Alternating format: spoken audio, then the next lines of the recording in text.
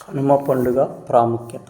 కనుమ పండుగ ప్రాముఖ్యత పంటలు చేతికొచ్చిన ఆనందంలో రైతులు తమకు తోడుగా నిలిచిన పశువులకు, ఆవులు, ఎద్దులు కృతజ్ఞతలు చెప్పే రోజు. ఇది పశువుల పండుగగా ప్రసిద్ధి చెందినది.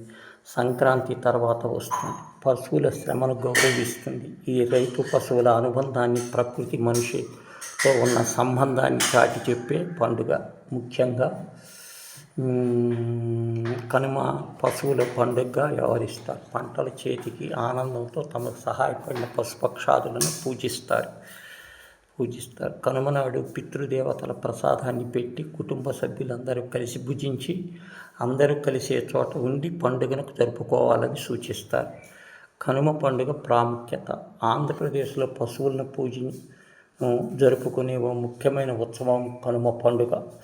ఇది మకర సంక్రాంతి రోజు 3వ రోజున జరుగుతుంది మరియు గోవర్ధన పండుగను ఎత్తటం ద్వారా గ్రామస్తులు మరియు వారి పశువుల తీవ్రమైన వరద నుండి రక్షించిన కృష్ణుడి దైవిక జోక్యాన్ని గౌరవిస్తుంది. కనుమ పండుగ ఎందుకు జరుపుకుంటారు? కనుమ అంటే మకర సంక్రాంతి రోజున మరుసటి రోజు మనం జరుపుకునే పండుగ. అది అచ్చంగా రైతులకు పశువులకు మధ్య ఉన్న అనుబంధాన్ని చాటి చెప్పే రోజు. ఏడాది పొడవునా పొలం పనులలో తనకు చేదోడు వాదోడుగా నిలిచిన పశువులకు రైతు కృతజ్ఞతగా చెప్పుకునే సందర్భం ఇది.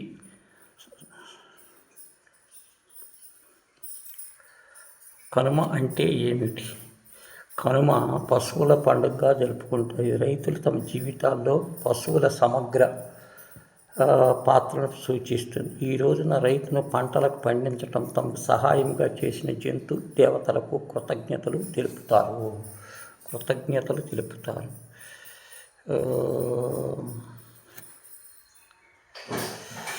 చంద్ర క్యాలెండర్ను మకర సంక్రాంతి శాస్త్రీయ కారణం ఏమిటి? చంద్ర క్యాలెండర్ను అనుసరించి చాలా పండుగల మాదిరి కాకుండా మకర సంక్రాంతి సౌర చక్రాన్ని అనుసరిస్తుంది. ఇది సూర్యుడు మకర రాశిలో ప్రవేశించి నిర్దిష్ట క్షణాన్ని సూచిస్తుంది. ఇది విశ్వ గేర్ బాక్స్లో కీలకమైన మార్పు.